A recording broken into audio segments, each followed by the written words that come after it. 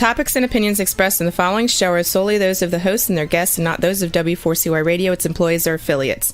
We make no recommendations or endorsements for radio show programs, services, or products mentioned on air or on our web.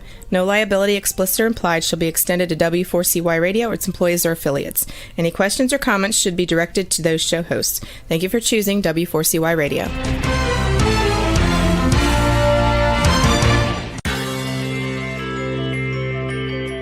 Who is January Jones? She is not a young, beautiful, talented actress on Mad Men. She is not an older, gorgeous, exotic dancer from the Johnny Carson Show. She is an author, and she wrote Thou Shalt Not Whine, the 11th Commandment, that reached #1 at Amazon.com. She is a reality TV golf personality with World High Stakes Golf televised on HDNet. She is a humorist and winologist expert. She is your featured host today on January Jones Sharing Success Stories. So sit back, relax, and get ready to laugh and listen to Ms. Jones with her eclectic roster of guests as you learn life's lessons. These stories plus sharing equals success. Welcome, and remember, beware, because you are entering the no whining world of January Jones.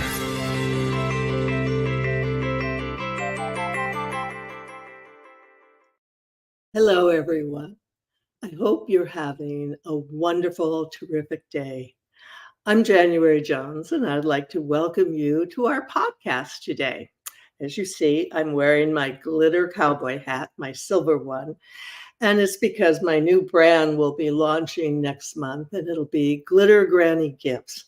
I will have affiliate marketing at Amazon as an associate affiliate starting next month. And I'll be selling books and products, and there'll be more information coming as we get closer to the launch date. Now, for my listeners, let me ask you a question. What do you know about the Chicago Bears cheerleaders? Well, probably not too much, but I've been doing some research, and they were called the Honey Bears. Now, that's really a great brand name, isn't it? Would you like to meet someone who can tell us about the history of the Honey Bears? And we have some big questions as to why they were disbanded after they had been cheering for the Bears for 9 seasons, and then it all ended. Tell me, have you ever heard of a book called Missing from the Sidelines? Oh, also, and by the way, did you watch The Golden Bachelor? Yes, I think most of us did, of course. Now you can meet a real Golden Bachelorette who is with us today. And if you can answer yes or maybe to any of our questions, then you are in the right place. And I'd like to welcome you to January Jones Sharing Senior Success. Now it's time, rest, relax, go get some wine, get some cheese and crackers so you can join us in the no wine zone. Now let's welcome my guest today. She is Renee Halverson-Wright, co-author of Missing from the Sidelines. It's our pleasure to welcome you to the podcast today, Renee. Hi, how are you doing? I'm so excited to be here with you, January. Oh, this is wonderful. And I'm just curious, where do you live? Where's your home base? Well, I grew up in Dodgeville, Wisconsin, a really small, magical town. Uh-huh. But I've been in my 20s, I studied dance. So my dream was to go and pursue that. So I was in Chicago in my 20s. Up till just recently, I moved back to Wisconsin to be near my Badger dad, who is 99 years old right now. So, and hopefully get a lot of trips back to Chicago to see friends, Oh, that's terrific. And we're going to talk about his book too. What an amazing family. And I was doing some research and I saw that your father was the one who encouraged you to audition for the Golden Bachelor. And how did that come about? Well, that came up a few years ago and then COVID happened. And I was in Chicago, and at that time in my life, I thought this would be a great opportunity. I wasn't doing well on the dating sites, and I really just, kind of was like, I want to just meet someone organically, and it wasn't working. So I thought, well, why not try the Golden Bachelor? And it went away. And I'm like, now I'm back in Wisconsin here with my dad because he had a fall, and I wanted to be near him, and it came back up again. So I went through the whole audition process, which was a lot. There was actually 34,000 applications. Oh my God. And a lot of people don't know that. And so they say, oh, you think it was a big deal when you were trying out for the Honeybears? You had 1,500 or 2,000 girls, auditioning. Well, look what you were up against here. I told my father about it, and they love my father's story because my father and I are super close, and he's the oldest living lettered Badger, football player. So he was the one during this time. He was doing well, and he said, you're taking care of everybody, Renee. It's time for you to take care of yourself. And I want you to go and do this. I want you to have fun. And so I don't think I could have gone without his encouragement and support. So he was the one that kind of pushed me out the door and on the plane to California to experience experience. It was a huge experience for me, and met wonderful women on my journey. It looked like it was so much fun. I have a friend, and her daughter's been working on the set there, doing the set work since the show started. So I've been following it for a long time. And, 34,000, that's really impressive. You should. I was shocked myself. I was like, wow. Yeah. That's true. Talking about your dad being a Badger, my husband is an Ohio State Buckeye. And we have gone to so many opening day games against Wisconsin because that's probably the only time we can get tickets in that stadium. And I just love the Wisconsin fans because they all wear the cheese heads, and then the part where everyone does the polka. Well, and it's also jump around is huge, so we've got Buckeyes and Badgers all in red, right? Oh, so it's a sea of red when we play. Ohio State is always scary because you guys always have the best teams, but well, this year, I think this year Michigan took care of us, so we're going to just come back next year and get them. Before we do that, we're going to take a break, and if you know someone who's a whiner, this break is for you. Lately, there's a whining epidemic in our world. People are even whining about whining. Are you sick and tired of listening to everyone whining all the time? So was January Jones, the author of Thou Shalt Not Whine, the 11th Commandment, that reached #1 at Amazon.com. Ms. Jones based her book on a survey of the top 10 things that people whine about at all ages and all stages of life. January is a success coach that can tell you how to help others. When you buy Thou Shalt Not Whine, the 11th Commandment, you'll find out what people whine about and how to stop them from whining. This is the perfect gift book to give or get for any occasion. Thou Shalt Not Whine was voted the best gift to be given anonymously for those special people in your life. Ms. Jones is an internationally known author in the style of Irma Bombeck, specializing in housewife humor, with her book being published in Korea and China. You can find Thou Shalt Not Whine at Amazon.com. Welcome back with our guest, Renee, and she's in Wisconsin right now. I bet it's cold there.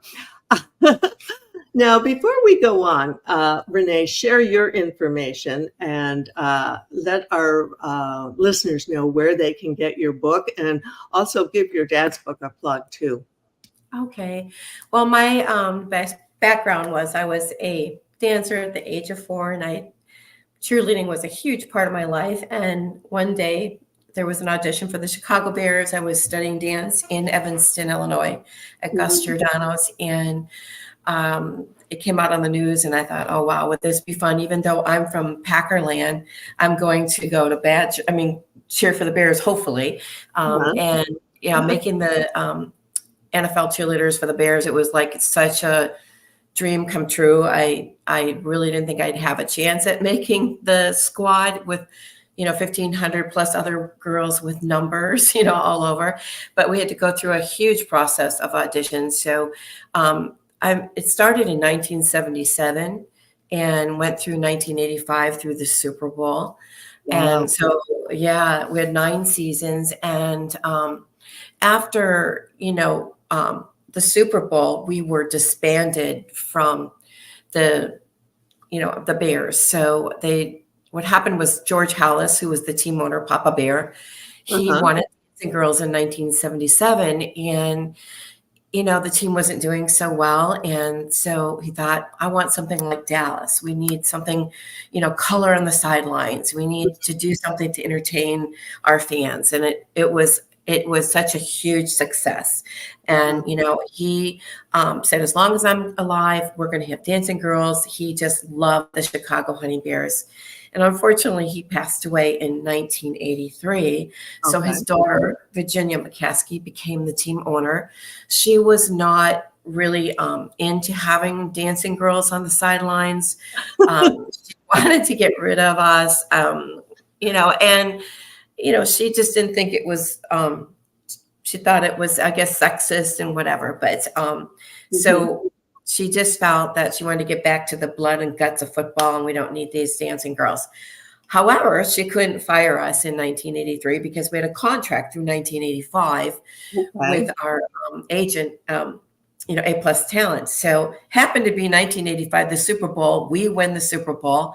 The Honey Bears are disbanded, and it was a bittersweet situation. But now it's the biggest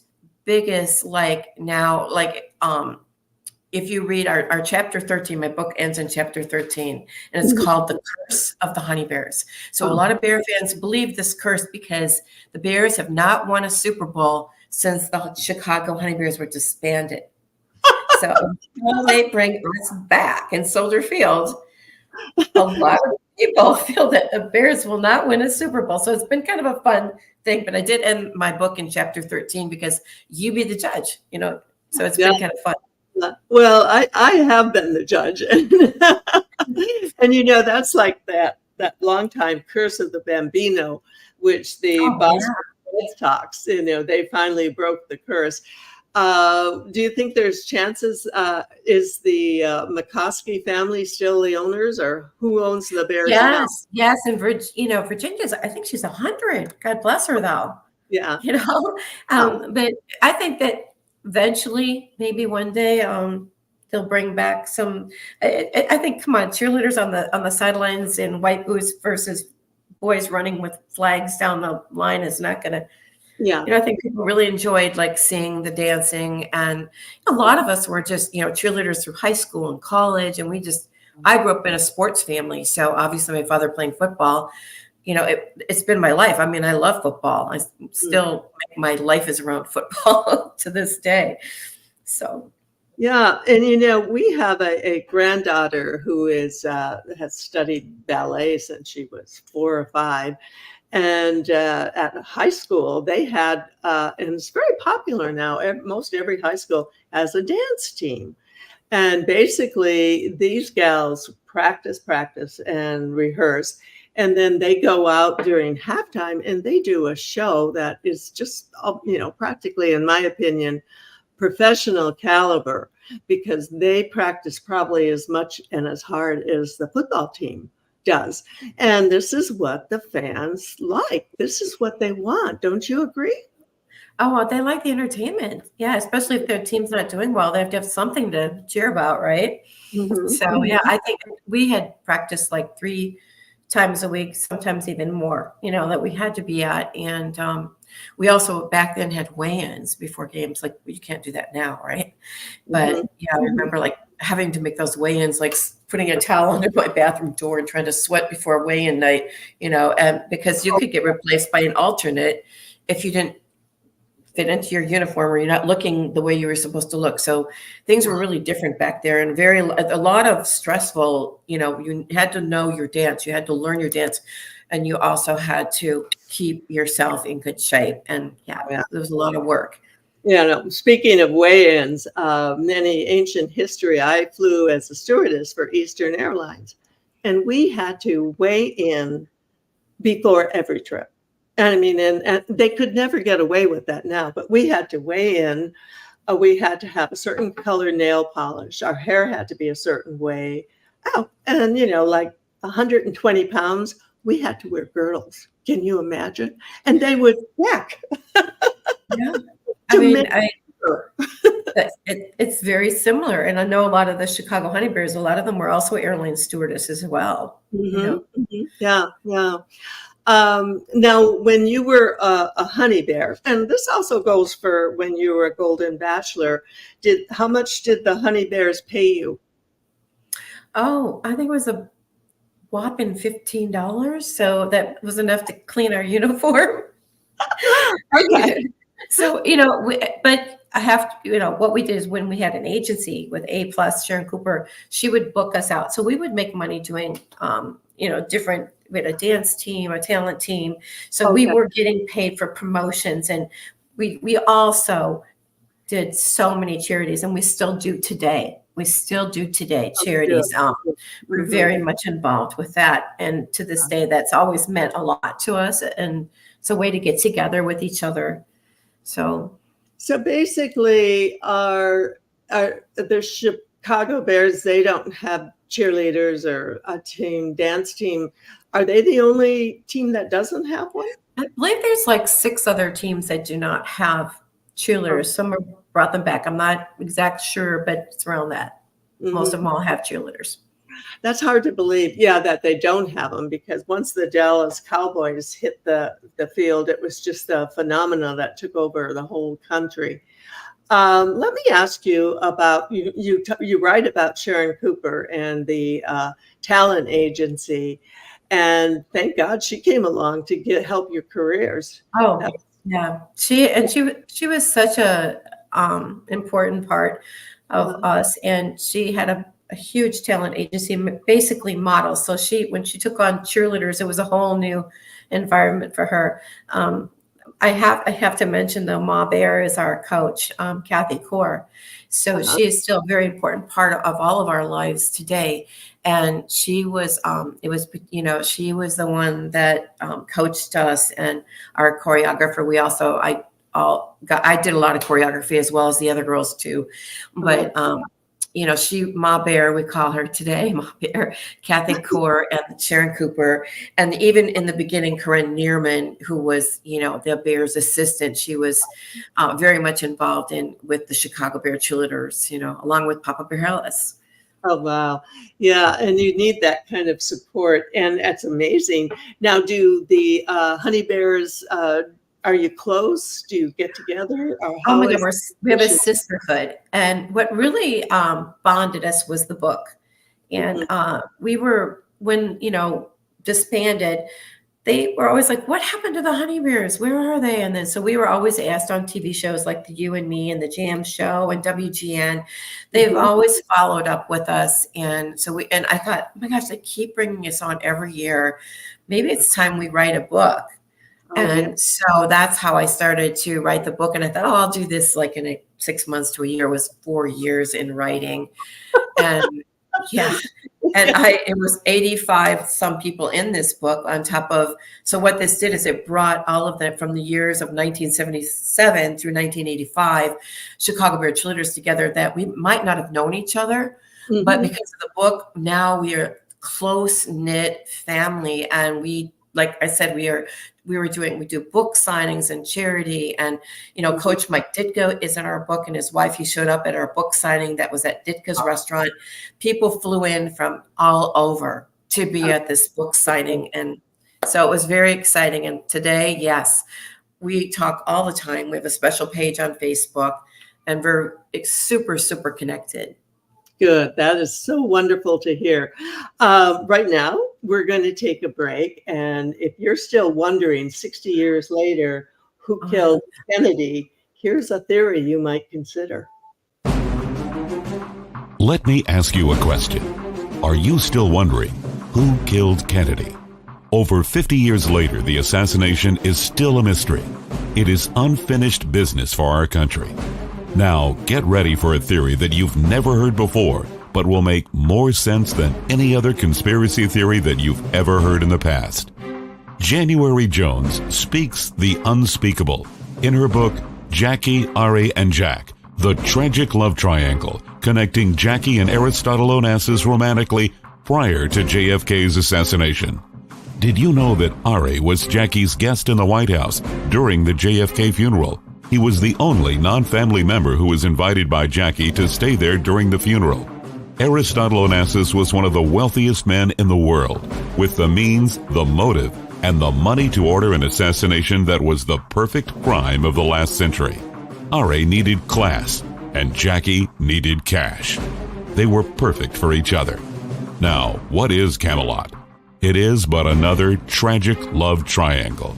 Jackie, Ari, and Jack is available at JanuaryJones.com, Amazon.com, and audiobooks.com, read by Ms. Jones.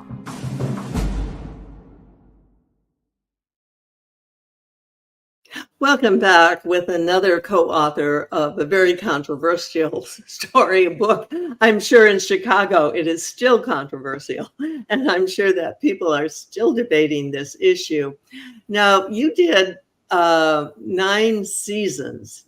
Did you have to audition every year, or did you have a slot you could keep? How did it work out? Oh, we had to audition every year. That was what was so hard, because once you've experienced being on the squad, the first year was so exciting and such an honor. Like for me, it was like, you know, it was everything to me. And my father bought season tickets. He would show up. Yeah. But yeah, the hardest part is every year they would cut. There's 28 of us and 12 alternates. So there was 4 groups of, you know, that would go around in 4 team captains. And so we would have to, the year's up, re-audition, and we could, as veterans, audition in our white boots. And we'd have to throw those white boots in a pile after our audition, not knowing if we were ever going to wear them again. So it's very, very, it's scary. And it's like, you don't want to see your other veterans not make it or yourself not make it. So yeah, every year you have to be on top of your game. And, you know, there's always someone coming in wanting to take your spot. Yeah. Wow. And that's leads you to Heartbreak Hotel for sure. And, you know, that was something that we noticed when you were doing this Golden Bachelor thing. It was devastating to the fans when you girls would leave, or you ladies, women, because we were all cheering in different corners for different people. And it is heartbreaking. And then with the Honey Bears, you had to then readjust for the new season, possibly with different team members, right? Exactly. Yeah. And the same thing with, you know, the show, the Golden Bachelor show. I mean, it's a completely different platform, but for me, you know, like I was coming in as one of their NFL cheerleaders on, you know, the show. It happened to be that Gary was a Chicago Bears fan, big time.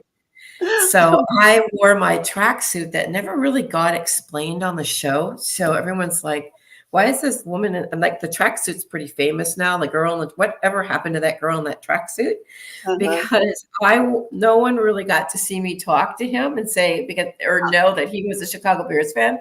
They just see this girl doing this crazy Golden Gary cheer, you know? And, you know, and then I did have a dress. And I didn't know where my dress was. It was somewhere upstairs in the mansion. And we were one of the later cars coming in. So I was like, oh my God, should I put my dress? I should not put my dress. Or maybe I won't remember finding the dress. And then all this stuff just started coming in. He started walking and the cameras were going. So here's Renee, the only one still sitting in the tracksuit, but I was the most comfortable woman in there. You know? So yeah, I'm like, oh God, I'm never going to live this down. But I think I'm the only one in history in the rose ceremony standing there in a tracksuit. Oh, okay. Everybody remembers me. Yeah, everyone remembers that for sure, for sure. Yeah, you know, going back to the Honey Bears, now there were 28 of you. Now, did you go to away games or were you just at home games? Oh, Papa Bear Palace always took us to one away game, and thank God it was Tampa Bay, being from Chicago, right?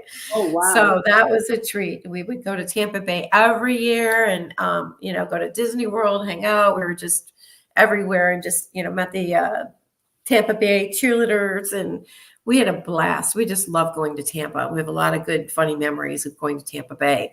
Oh, for sure, for sure. Now, in the book, you write about Mike Ditka, who was a very famous football player and coach. Tell us a little bit about what it was like working with him or working for him. Oh, I mean, first of all, I never really got to meet him face to face. But when I started writing the book, I reached out to him and his secretary, and he said, "Sure, I'll do an interview with her." Wonderful, wonderful. He's like, I go, "Okay, when you want to do?" He goes, "Well, right now." And I'm like, "Oh my gosh, get my recorder, like do all this." And I'm like, "Oh, okay," So we spent like 45 minutes on the phone, and his wife Diana was in the background chiming in. It was hilarious. Oh, So he was, and I talked a lot about my father, and he was also a Packer fan, Coach Ditka. But I mean, when this book was done, I was going to reach out to him like, "Do you remember me?" "Oh, I remember you. You got the most out of me," he said, "than anybody I know."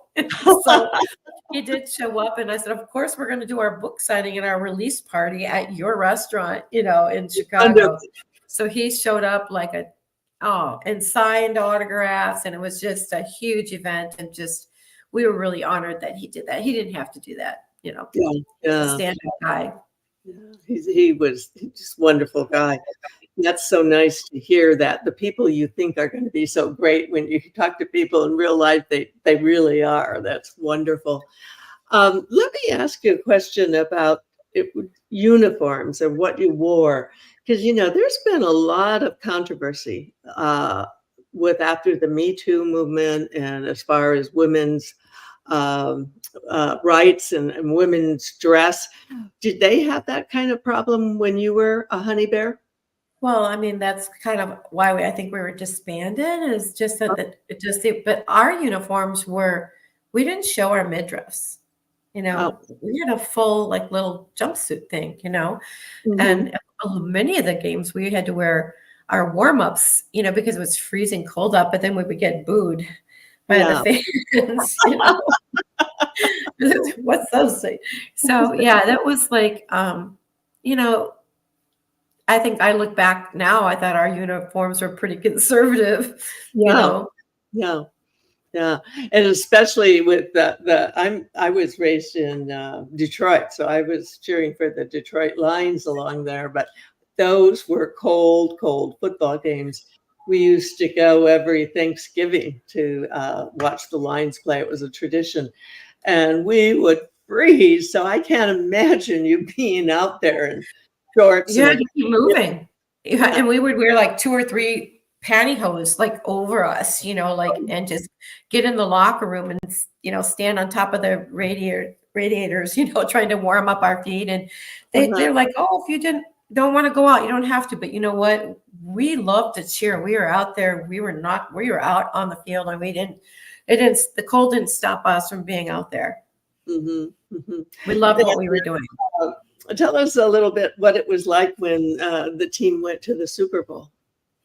Well, I was not on the 1985 squad, and thankfully I have a lot of the 1985 girls in the book that shared so many wonderful 1985 stories. Mm-hmm. That for them, I could just speak for them, is that it was a bittersweet situation. They had the best time, but they flew with the team and Coach Ditka, and they came home. There was the parade. I mean, everything was so exciting, but yet, like I said, bittersweet. Yeah. And so it's to this day, the Super Bowl shuffle. I mean, everything was just so exciting back then. Yeah. And so the girls have a lot of fun stories in the book. Each girl in chapter 12 shares their story, and some of them are very inspirational stories with girls who have never been cheerleaders in their lives and end up, trying out for the Honey Bears maybe 3 or 4 times and not making it, and just Keep going, keep trying. So I say you never want to stop believing in yourself. You never stop trying. And, you never know when you're going to. And so there's a lot of really kind of like heartfelt stories there and some really funny stories of a lot of the cheerleaders who, with some things that happened with the Bears, I would say more so like, I love the stories of the inspirational parts of these girls who just didn't give up and kept trying. And, but you have to read the book. There's a lot of fun stories I don't want to share all of them, but it's just, for instance, I'm going to share one. Okay. There was a cheerleader that was on her way we have to show up 2 hours before game time. And she got a flat tire on the way to Soldier Field. So she pulls off the expressway, right? So she's out there like, oh my God, she's in her honey bear outfit, like warm up gear. And someone pulls up behind her to help her. And who gets out? Walter Payton. Walter Payton, of all people, our sweetness, gets out and changes her tire. And he's on the way because he's got to be there too, right? Yeah, changes the tire, and they both go back to Soldier Field. Like how, and we love that story because we were doing a show with his son Jarrett, and Jarrett shared that show, that story with us. And I just think those are the kind of stories that are priceless.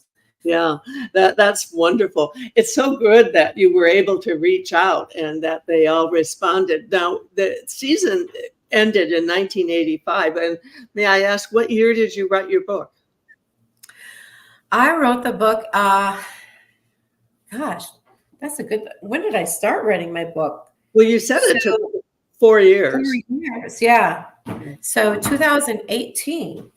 So I've got the book sitting right here with all of my, so it took forever to write this book because it became such a beast to write. And you're an author and publisher, right? So it's like, I really, I just thought this would be not that hard. And I at first thought maybe I'm just going to write this book for the girls, so we'll have like a table, book kind of thing. Your book. And I got so into the history, all this, and I started reading about Papa Bear Hellis, and he is the father of the NFL, and like his story, he has so many inspirational stories himself of where he came from and how he became the Bears, owner. And so I just kept going, wow. So it really became the story of Papa Bear Hellis and how it all started. And, and he was the one that started us and wanted dancing girls on the sidelines, to the part of like, how all these people, Corinne Neerman, Jim Finks, Sharon Cooper, Ma Bear, all became together to bring in the Honey Bears to Soldier Field. And since then it's just been, story after story, and such an honor to be a part of, Chicago Bears. Yeah, and I know that the people in Chicago appreciate that so much. Your book is, by the way, we'll plug it. It's available at Amazon, and I have a link here with the show. So if you want to go get it, go to Amazon. And, before we're going to take a break and hear about some other priceless personalities who have been on our show. Have you ever met someone who was unforgettable? Someone who has touched your heart and soul? People who have faced difficult problems? People who have struggled to find solutions? People who fearlessly shared their stories? People who have not only informed you, but inspired you. People who have priceless personalities. I have been fortunate to host an internet radio talk show called January Jones Sharing Success Stories, and it has been my privilege to interview hundreds of guests. My guests have shared their stories, their struggles, their secrets, and their successes in their own words. In this book, we're talking about people dealing with problems such as incest, molestation, runaway kids, child abuse, drug abuse, polygamy, unemployment, scandal, and starting over. Then there are my guests dealing with difficult physical struggles such as blindness, cancer, and birth defects that are beyond traumatic. My guests have all been exciting, eclectic, and energizing. They have amazed, amused, and even astonished me. I have adored getting to meet them, and I adore sharing them with you. Attention all listeners. Priceless Personalities, Success Stories Shared by January Jones, Volume 2 is now available at Amazon.com in paperback and Kindle editions. You'll be able to meet 10 amazing people who will be sharing their own personal stories with all their struggles, successes, and solutions, sprinkled with lots of humor and hope. Priceless Personalities features a teenager who becomes one of the famous Supremes from Motown, a nurse who as a humorist helps people to heal, an inspiring laughter yoga instructor, a mother dealing with the loss of a child, an incredible motivational speaker, a woman who married 5 times, a gifted paranormal nurse, a wise economist, a funny female humorist, along with an older man sharing his sweet childhood in the Deep South. January's guests are all amazing and amusing. You will never forget meeting them. Go to Amazon.com for your own priceless experience. Welcome back with another priceless guest that we're sharing with you, Renee Halverson-Wright. And also, Renee, let's talk about your father's book, and it's called Running Country Roads and Life Lessons Learned. Is that available at Amazon too, I hope? It is, yes. Good. Okay. We'll put a link to that at our website. And your dad's 99. Wow. And when did he write his book? Actually, I wrote my father's book for his 95th birthday. Oh. And during the time I was writing Missing from the Sidelines, which with my co-author, Carolyn Caruso Gillette, we both put in so much time, in, as well as all the honeybeers. I have to say that right now. I was also trying to write my father's book, and I had to put it on the back burner because it was just so much, for me, and I needed to get our first book done. So I was really happy to finish my father's book for his 95th birthday. Oh, and my father came from a family of 17 children. Oh my gosh. And, yes. And living during the Depression in a 3-bedroom home, no electricity, no plumbing, living off the land for food, very poor. They basically got, shoes and clothes from a boarding house. And for them, that was like new clothes that were left behind somewhere. But he was the only one to finish high school and go on to college. And his dream was he loved the Badgers. He wanted to play football and have a better life for himself and his mom and his family. And so he left home at a very young age, 11, 12, 13. He was living on his own, milking cows at every farm for room and board and running 5 miles to school. So that's where I got the title Running Country Roads, is what he had to do to get to school. Teachers found him homes and places to live so he could finish high school. So it's kind of one of those Rudy stories.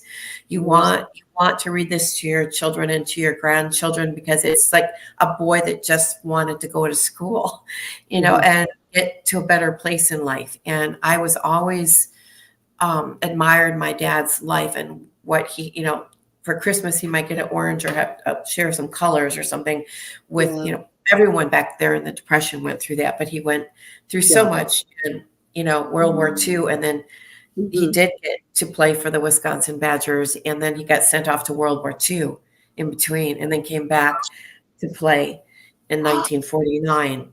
Oh my God. He got and his nickname was Racehorse because he's a runner. So his whole thing was he wanted to leave home, and all of his brothers and sisters were wonderful and all good athletes, but they stayed and worked the farm. That's what they wanted. He said, Mom, but I want to get a better life, and I want to get you out of this shack. I want you to have a better home. And he was able to get them a home and be able to do what he did, staying in the attic at the Babcock house, at UW, and just going through everything. And all his brothers served in World War II as well, and he just knew that he had to do that. But then he came back and lived his dream again. And so today he's the oldest living lettered Badger, and he goes every homecoming. He comes through the tunnel, leads them out with the thumbs up, and Oh, they always behind him in the leather jackets. So he's quite the, he's very honored here. And, I'm very honored to be his daughter.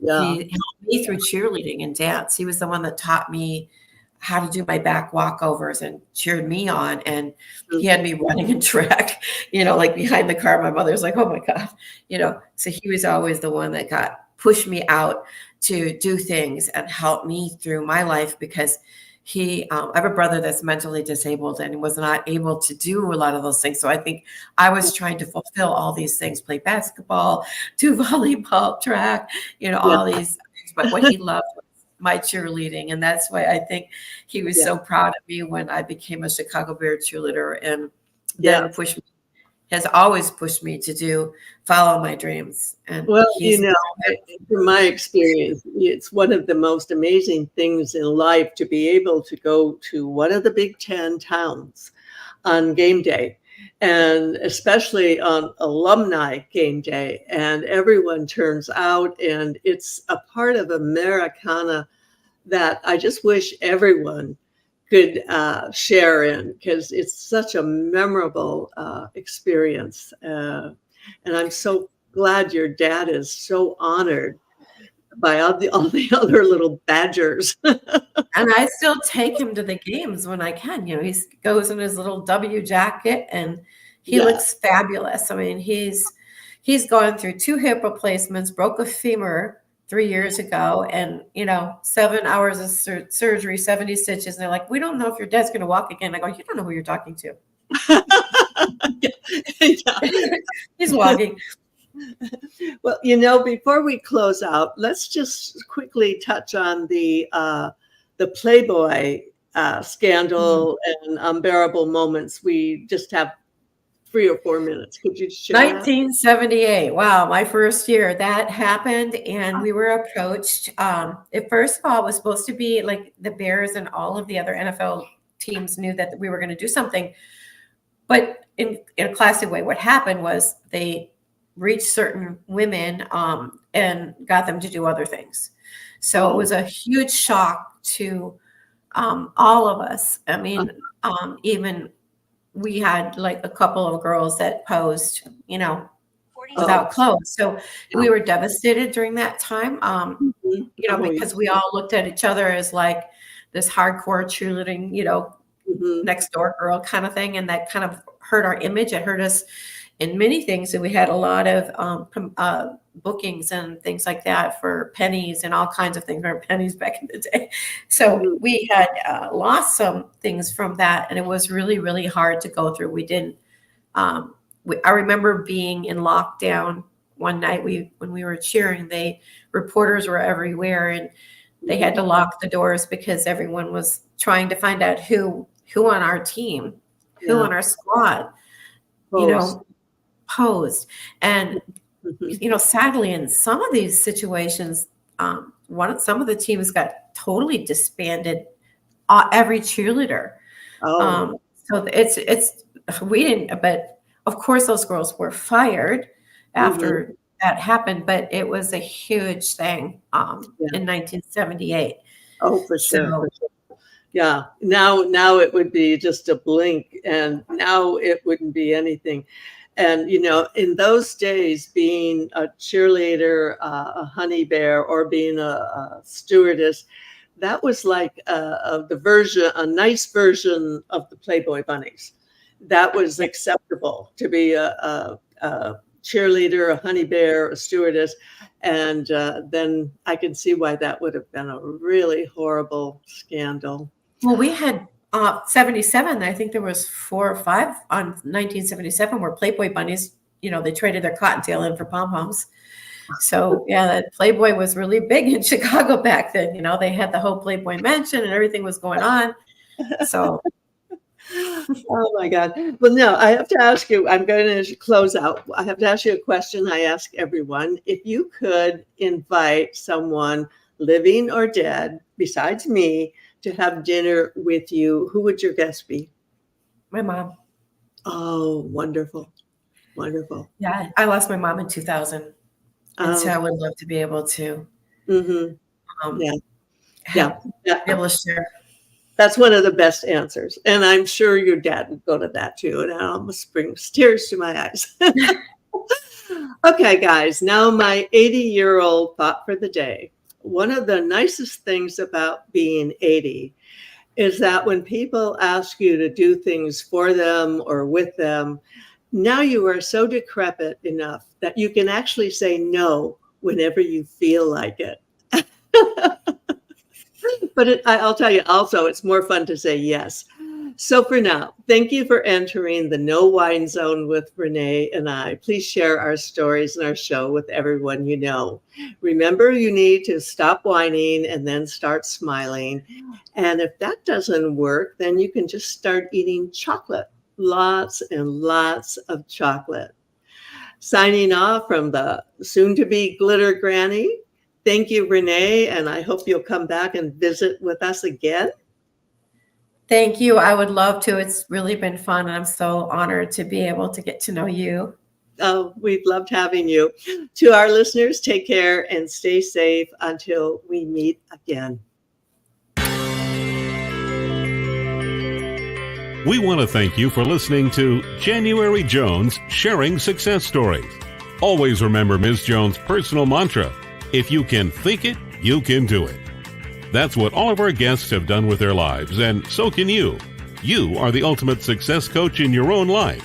All you need to do will be to start sharing your own story with your family and friends. We hope that our guest stories will encourage you to explore an equation in your future that will combine your creativity plus connecting with others will enable you to be successful too.